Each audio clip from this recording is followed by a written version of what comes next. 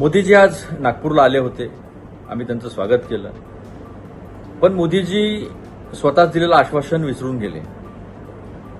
शिंदे साहेबांनी सांगितलं होतं की Tata Airbus, Vedanta Foxconn, bulk drug, international financial centre हे सगळे गुजरातमध्ये आणि इतर राज्यांमध्ये उद्योग जे महाराष्ट्रातले घेऊन गेले त्याच्यापेक्षा मोठा उद्योग देणार होते. निराशा केली. आमच्या विदर्भाच्या मिहानमधनं टाटा एअरबस गेलं, काहीच बोलले नाही मोदीजी. भाषणबाजी केली. त्या भाषणातही आपला खोटेपणा दाखवून दिला. ते म्हणाले की आम्ही विदेशातून मोठे मोठे रेस्क्यू ऑपरेशन केले.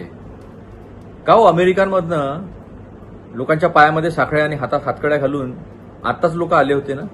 कोलंबियासारख्या, ग्रीनलँडसारख्या छोट्या छोट्या देशांनी, मेक्सिकोसारख्या छोट्या छोट्या देशांनी आपले आपले विमानं पाठवून आपल्या नागरिकांना सन्मानानं परत देशामध्ये आणलं होतं. ते तुम्ही करू शकले नाही. हे आपलं अपयश नाही आहे का? पण खोटं बोल, रेटून बोल हा कार्यक्रम त्यांनी इथं सुद्धा चालूच ठेवला. मोठी निराशा जी आहे ती मोदींनी आज महाराष्ट्राची केलेली आहे.